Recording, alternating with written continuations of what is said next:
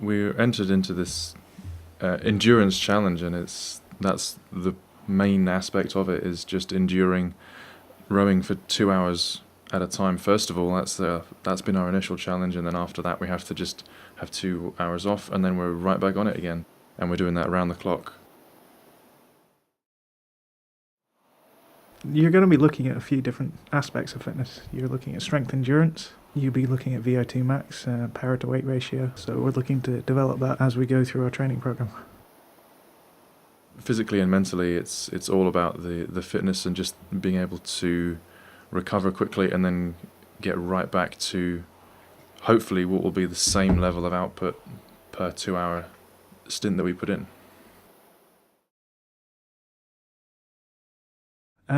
I've been a personal trainer for 4 years. Between us, Duncan and I have nearly 2 decades of rowing experience, and I've always been involved in some form of training since the age of 12. So you're looking, that's saying something now, 22 years.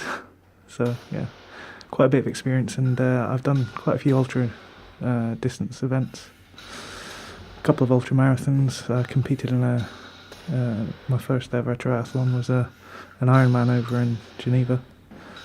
So that was pretty good going. I started probably in my early teens getting more into sport and exercise when I started playing rugby when I used to live in London. And then when I came to Scotland, I was at high school for a while, and I wasn't too active then, but when I came to university, I wanted to start getting back into more competitive sport again. I think I was approached by some rowers when I was at the Freshers' Fair at Robert Gordon's University, and I went down just anticipating just giving it a shot and seeing what happened, maybe like once or twice a week. Wasn't sort of that serious at the time, but then rowing's a sport that really sort of takes over, and now I've been doing it for almost sort of 8 years. Andy's been doing it for 1 year, or at least 1 or 2 years longer than that. He was men's captain at the time when I joined the Robert Gordon's university team, and it just went from there. I've been rowing ever since, all the way through university, probably doing more rowing than university work, to be honest. The ocean rowing boat itself obviously is really, really heavy. There isn't a huge amount of technique involved in rowing it besides the basics of maintaining good muscular engagement throughout the whole stroke and keeping the strokes as long as possible, but not compromising your posture, otherwise injuries are going to be very possible and very high risk. A great deal of our training is focusing on these long stints on the indoor rowing machine. That practice obviously translates really well to rowing on the water. It's exactly the same sort of muscle systems involved in that, teaching our bodies and strengthening our bodies to work in as long a range as possible, but strongly through the entire phase. It's a heavy boat. You're talking over half a ton, plus us, plus our food.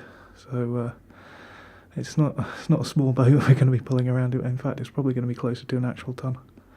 So it's heavy work, hard on the body, hard on the mind as well.